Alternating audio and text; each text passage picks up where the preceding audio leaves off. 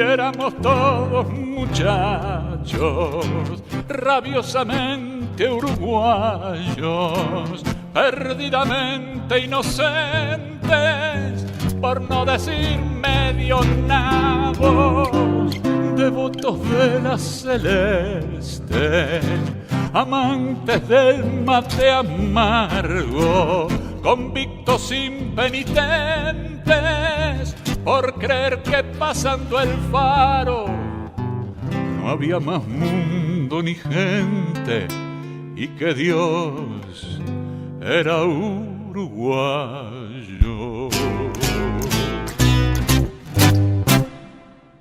Como dije en el capítulo anterior, la maquinaria gubernamental para procesarme se había puesto en marcha y ya no se detendría, amparada por parte del Poder Judicial, que no vacilará en despreciar la norma jurídica con tal de cumplir las directivas recibidas, bien directamente o bien a través de la prensa obsecuente, que no tendrá reparos en tergiversar las palabras y los hechos.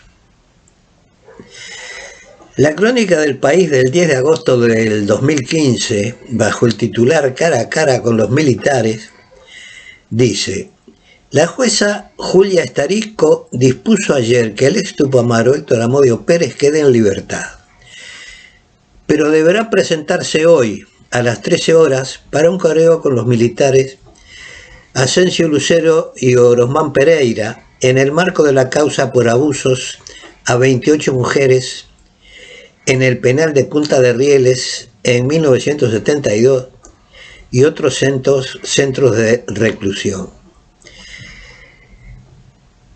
La fiscal Llorente pidió el cierre de fronteras como forma de asegurar la comparecencia hoy de Amodio Pérez, a lo que la jueza Estarico accedió. De todas formas, si quisiera irse del país, Amodio no podría hacerlo porque le fue retenido su pasaporte español en la noche del sábado. Los exmilitares sostienen que Amodio Pérez los ayudó a detener a Tupamaros. La verdad que el país ni siquiera respetó la literalidad de la denuncia. Los malos tratos denunciados son a partir del año 1974. Durante 1972 y 1973, la cárcel de Punta de Rieles fue una cárcel masculina. Y efectivamente, la fiscal solicitó el cierre de fronteras por un afán de protagonismo, para aparecer como la abanderada de las medidas contra mí.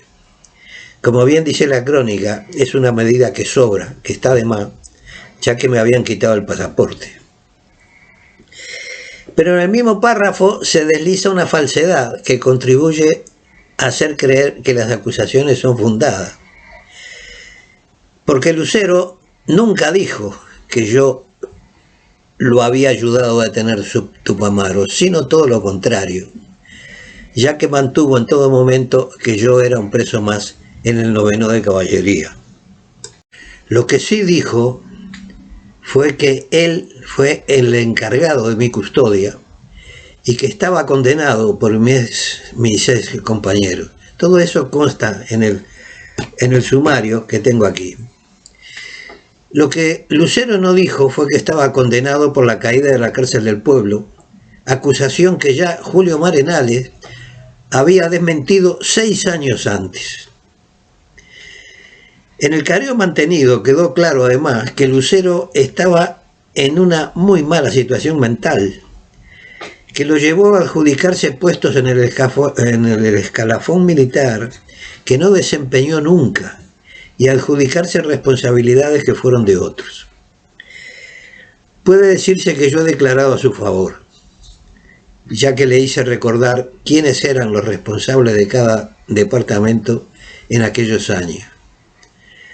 Esta circunstancia motivó que la fiscal, en su intento por adjudicarme mi condición de militar o asimilado, para mantener su pretensión de acusarme por torturas, me hiciera la única pregunta durante mis largas comparecencias. Concretamente quiso saber cómo era que yo conocía mejor que Lucero el organigrama del 9º de caballería. Mi respuesta fue muy sencilla y contundente. Para empezar, que Lucero estaba enfermo, que tenía alteradas sus facultades mentales, y en segundo lugar, que mi permanencia en ese cuartel se prolongó durante más de un año, lo que me dio pie para conocer a todos los militares mencionados, ya que fueron ellos mismos quienes me visitaron y se identificaron. Oromán Pereira sí manifestó que una vez yo había salido con él en un camello, en un vehículo militar, y que en esa oportunidad había señalado a alguien de apellido Nieto. Cuando le pregunté a qué Nieto se refería, dijo no recordarlo. Le hice ver que el nombre era muy importante porque por lo menos había 2 nietos con ese apellido. Y ninguno estaba entre mis acusadores. Tampoco pudo precisar en qué lugar había sido detenido el tal Nieto. Oromán Pereira, como elemento acusatorio contra mí, dijo que el capitán Calcaño, que como ustedes recordarán tenía un cierto parentesco conmigo, me llamaba Sargento González. Esto, que fue una broma entre Calcaño y yo, se debió a que Calcaño era muy desordenado, que dejaba el armamento y la ropa fuera de su armario, y yo le llamaba la atención. Yo estaba viviendo en su habitación y él terminó llamándome sargento por mi propensión a mantener el orden. Esta anécdota quedó reflejada en el sumario y será más adelante uno de los motivos por los cuales la jueza Estarico dijo que precisamente yo era el sargento González. Ese apodo, lo reitero, será uno de los elementos que serán tenidos en cuenta para mi procesamiento, porque estaba decidido de antemano. Solo era necesario aparentar que tenía fundamento y para eso todo valía. Por mi parte, yo acusé a Oromán Pereira de estar cumpliendo el acuerdo entre militares y algunos miembros del MLN para acusarme a mí e intentar aliviar su condición de encausado. Lógicamente lo negó, pero el tiempo ha confirmado mis palabras. Mientras Lucero fue perseguido por la jueza y la fiscal, que llegaron a constituir despacho en la sala del hospital militar donde Lucero estaba internado, pese a la existencia de informes médicos que dicen, leo textualmente, de lo analizado se concluye que el paciente presenta un trastorno neurocognitivo mayor, previamente denominado demencia, de probable etiología degenerativo-vascular. Más adelante en el mismo informe dice, en este paciente se ha planteado la etiología mixta degenerativa tipo enfermedad de Alzheimer, por lo que el curso evolutivo es insidioso. Ante estos informes, la abogada de Lucero pidió la suspensión de la vista, a la que la jueza Estarico se negó. Completamente distinto ha sido el trato recibido por el otro acusado, Oromán Pereira, el que se prestó a declarar como testigo dando falso testimonio. Mientras uno de los acusados, Lucero, fue condenado, Oromán Pereira, acusado en la misma causa y por los mismos delitos que Lucero, permanece sin ser juzgado.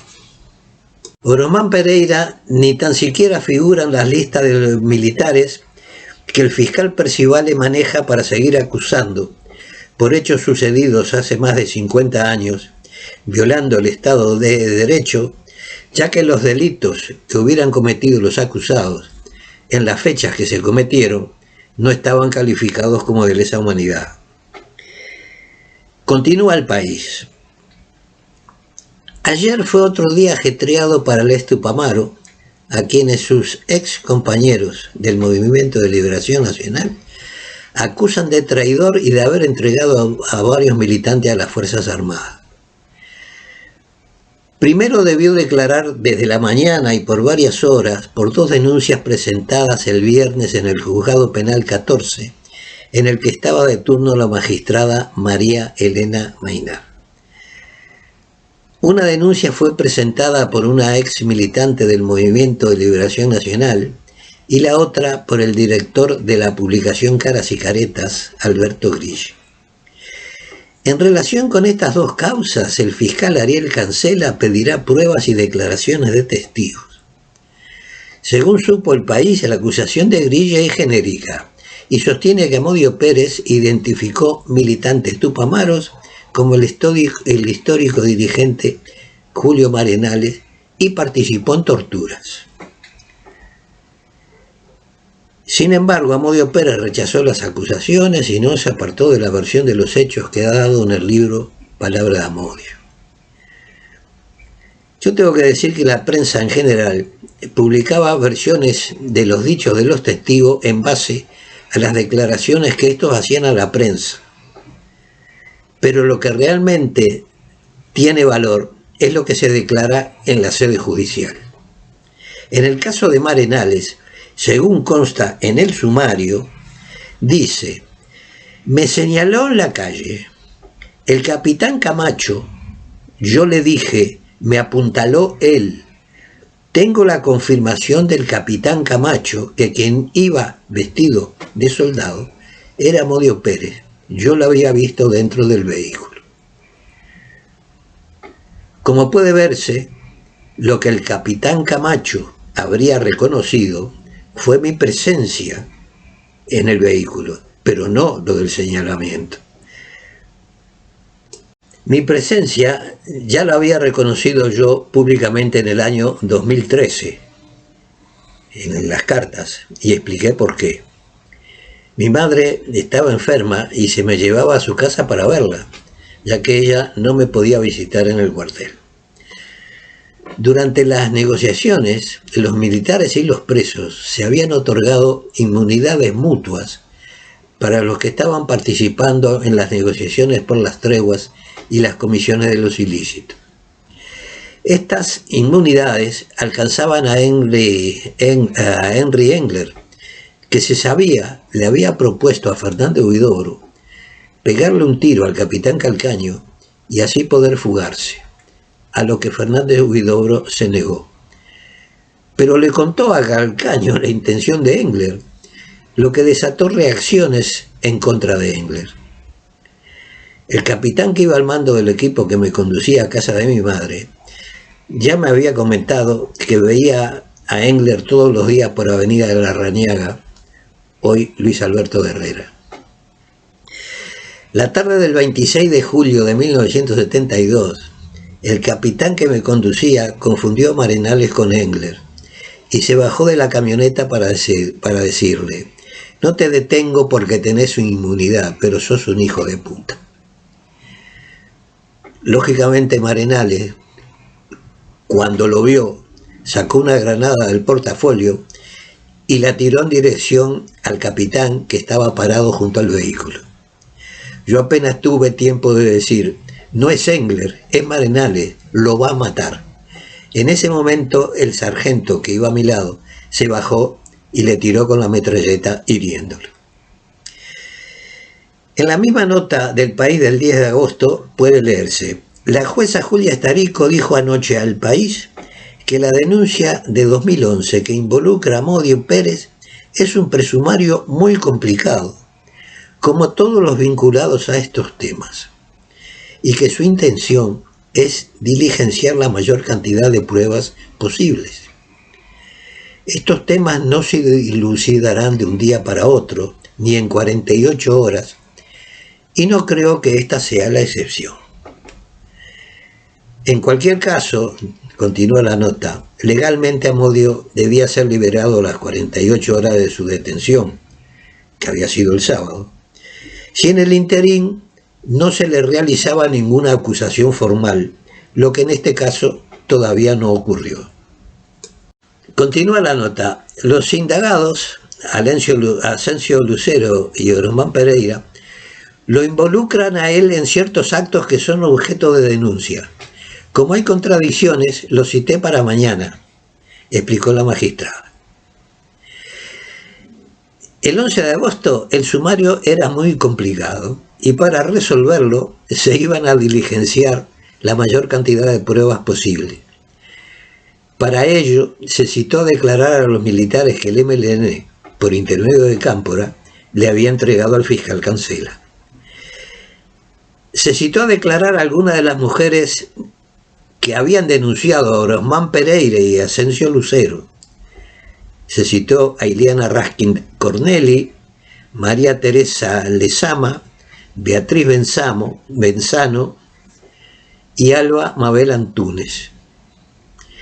La única que dijo conocerme personalmente fue Alba Antúnez, que dijo conocerme de cuando la primera fuga de la cárcel de mujeres y que me vio en el Florida una vez que se levantó la capucha, lo que por otra parte es una falsedad absoluta. Las demás solo pudieron aportar rumores, lo que convirtió sus declaraciones en una pérdida de tiempo. Recordar las palabras de Alejandro Artucio: tenemos que ganar tiempo para lograr pruebas para condenarlo por delitos de lesa humanidad.